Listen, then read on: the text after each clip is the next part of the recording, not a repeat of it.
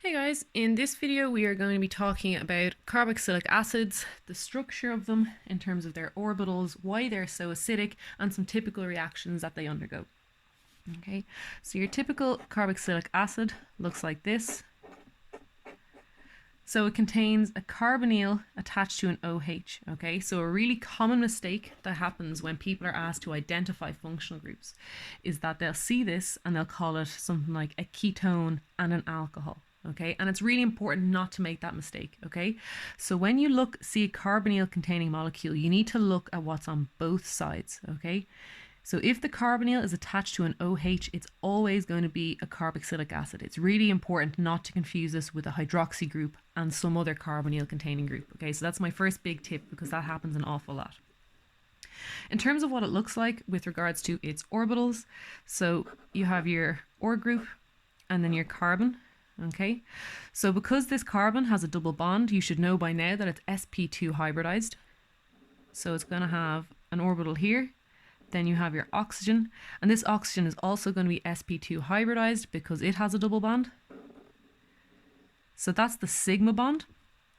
Then your oxygen also has two lone pairs, so they're going to be sticking out the top like this into more sp2 hybridized orbitals. Then you're going to have two p orbitals left over, okay? And they're going to be sticking out to the side. And again, they look far away, but these overlap side on, so that forms a pi bond, and that makes up the second bond in your carbon-oxygen double bond, okay? And then your carbon is attached to another oxygen, so that sp2 orbital comes out here, and that's attached to an oxygen. Now this oxygen has two single bonds. It doesn't have a double bond, so this oxygen is sp3 hybridized. Okay, and then it has its two lone pairs over here. Okay, so it's just important to know that when the oxygen that has a double bond is sp2 hybridized, so these are sp2 orbitals, including the ones the lone pairs are in. Okay, and then this oxygen is sp3 hybridized because it has two single bonds and two lone pairs.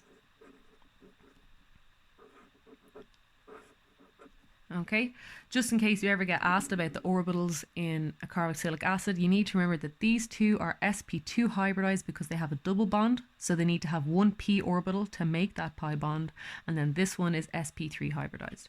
Okay. So the biggest feature of carboxylic acids is kind of given away by the name. They're acidic. Okay, so what makes them so much more acidic than, for example, alcohols? So before we compared amines to alcohols. Okay, and the way you work out which is going to be more acidic is when you imagine it's deprotonated by some kind of base, the product of the molecule is going to have a negative charge. Okay, so if you do that for both the alcohol and for the amine, you need to go back to electronegativity values. So my biggest exam tip at this stage, probably haven't taught this module now for a few years, is if you're ever unsure why something is more stable or more reactive or more soluble, if you're ever in doubt, just say electronegativity. That's nearly always going to be a good answer, okay? So because nitrogen is less electronegative than oxygen, it's not really good at stabilizing a negative charge. So oxygen is very electronegative, so it's actually quite good at holding on to that negative charge.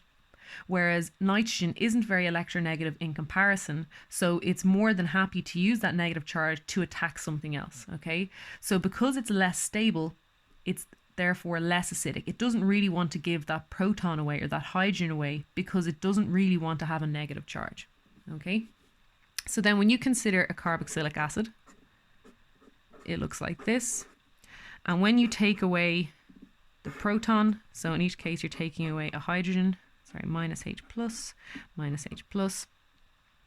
So when you take away a H plus from a carboxylic acid, what you end up with is kind of similar to your alcohol. You have an O minus, and as you know, oxygen is electronegative, so it's happy enough to hold on to that negative charge. But carboxylic acids are a good bit more acidic than alcohol for a really important reason. And if you remember the video on aromaticity and aromatic compounds, there's a thing called resonance. So what happens here is that your carboxylic acid has two resonance forms. So this negative charge can come in here and you form an oxygen-carbon double bond here. Now, as you know, carbon can only have 4 bonds, so as you make this new bond, you have to break an old bond. So you're going to break the pi bond of this oxygen-carbon double bond. So the electrons in this bond are going to end up going back up to the oxygen on top. So then what you end up with is something that looks pretty much the exact same, okay? So almost you've just turned the molecule around. So what happens here is you can go backwards. So this negative charge can come in to form a carbon-oxygen double bond here. And again, you have to break one of the old bonds. So the pi bond, which is the weakest bond the carbon has, is going to break and the electrons go back onto the oxygen. So the reaction arrow can be drawn like this because it's constantly going backwards and forwards and backwards and forwards. So really what you have is something more like this. Okay, and that negative charge is shared across all 3 atoms. Okay, so if they actually did some studies into this, and what they found is that the bond length of this bond here and this bond here is actually about 1.5 bonds long. Okay, so what I mean by is it's a little bit shorter than a single bond, but it's a little bit longer than a double bond. Okay, and that proved the resonance structure because that negative charge is constantly between all these 3 atoms because it's going back and forth and back and forth and back and forth. Okay, so what that means is when you compare your amine to your alcohol to your carboxylic acid, what you're actually doing is you're increasing the stability of the anion.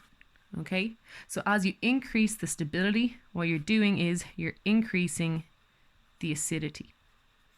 Okay, so the more stable the anion, so an anion is an ion that's negatively charged, so the more stable the anion, the more acidic it's going to be when it has a proton.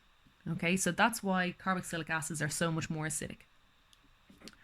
So what other properties do carboxylic acids have? So in terms of their boiling point, I mentioned this before in the hydrogen bonding video, but in case you didn't see it, I'll go over it again. So alcohols have relatively high boiling points because of the fact that they can form big networks of hydrogen bonds. Okay, so as you know, this oxygen is slightly negatively charged because it's so electronegative, and this hydrogen is slightly positive because the electrons in this bond are pulled towards the oxygen. So what happens is that between this oxygen and a neighboring OH group, you get a hydrogen bond. Then another alcohol molecule is going to be nearby, and you form another hydrogen bond. So you end up with a really big network of intermolecular forces.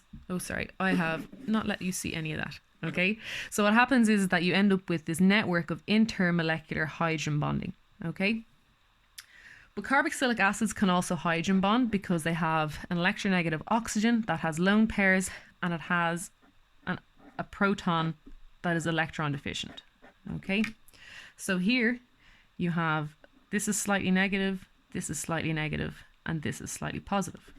So when another molecule of a carboxylic acid comes along, like so, this also has delta negative, delta negative, delta positive. So then you get intermolecular hydrogen bonding like this. So they form dimers, and these are very strong interactions. So alcohols will tend to have one hydrogen bond to the next molecule, and that will have one hydrogen bond to the next molecule. But carboxylic acids form these neat little dimer structures, and that in turn increases the boiling point significantly. So if you compare these relatively similar sized carboxylic acid and alcohol, so if you compare formic acid to methanol, okay, so they both have 1 carbon each. The acid has a boiling point of about 101 degrees, and methanol has a boiling point of about 65 degrees.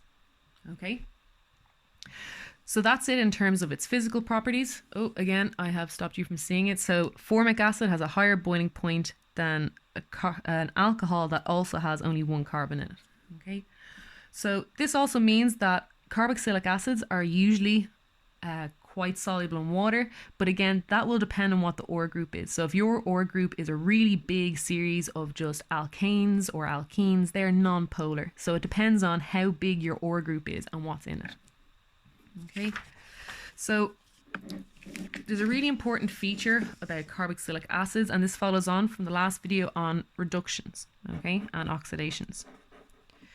So in terms of the reduction and oxidation of carboxylic acids, so carboxylic acids are kind of the end of the chain. So if you start with an alkane, okay, and you do loads of oxidations on it and you get to your carboxylic acid, it will stop here. So if you treated a carboxylic acid with, for example, potassium permanganate, KMNO4, nothing happens. Okay, so the carboxylic acid is the last stop for oxidation. In terms of the reduction, however, they're generally quite hard to reduce. Okay, so you'll use a really strong reducing agent such as lithium aluminium hydride. So I showed you in that last video. So this is basically the equivalent of adding H minus. Okay, so what you would do is first you would treat your carboxylic acid with lithium aluminium hydride, and then you would treat it with acid. Okay, so that can be either H plus or H3O plus, it doesn't matter which way you say it, and then it will end up as an alcohol. Okay, but another reducing agent I showed you the last time was sodium borohydride. Okay, so you use this to reduce ketones or aldehydes into secondary or primary alcohols. So when you treat a carboxylic acid with sodium borohydride, nothing happens, okay? Because carboxylic acids are very difficult to reduce, so you need a really strong reagent like lithium aluminium hydride. Why is this important? If you have a molecule such as this one, okay, that contains a ketone and a carboxylic acid, if you treat that with sodium borohydride, what will happen is it's not strong enough to react with the carboxylic acid, but it is strong enough to react with your ketone. So then what you'll end up doing is only reducing the ketone. Okay, and this is called chemo selectivity. And it's a very important thing in chemistry because most molecules that people work with will have multiple functional groups. So if I want to oxidize something, I don't maybe want to oxidize everything that's in the molecule. And similarly, if I wanted to reduce just the ketone, I don't want to reduce anything else in my molecule. Now, if you were to react this instead with lithium aluminium hydride, you would reduce both functional groups. Okay, so there's 1, 2, 3, 4, 5, 6 carbons, 1, 2, 3, 4, 5, 6 carbons. So it's just really important to count your carbons and make sure you don't have too many. So this is a really important learning objective, I suppose, in terms of chemoselectivity, because sometimes you want to reduce everything. You want to do a global reduction. You want to reduce every functional group that's present. Sometimes you don't. So that's why it's very important to know that lithium aluminium hydride will reduce carboxylic acids and ketones and aldehydes, whereas sodium borohydride will only reduce ketones and aldehydes. It will not reduce a carboxylic acid. Okay, so there's some of the really important things about carboxylic acids, particularly this one. Okay, so this is usually the tough question that they'll put at the end of the exam to try and figure out who's getting the A plus and who's getting the A. Okay, so it's really important if you're looking to get top marks to be able to know things like the fact that lithium aluminium hydride is a really strong reducing agent. A very, very common question, and it's probably the most common question about carboxylic acids, is why are they so acidic? Okay, and it's about resonance. So if you just remember the word resonance, you'll probably get most of the marks in that question. Okay, but ideally you'd want to be able to draw the curly arrows to show what you mean. So if you have one O minus and one oxygen with a double bond, the negative charge feeds in to form a new double bond, and then you break the old one. So then you end up with a different O minus, and then that can come back in again. Okay, so if you can even just remember this resonance structure here, okay, so this is the overall structure of these two forms, then you should be able to get full marks in a question about the acidity of carboxylic acids.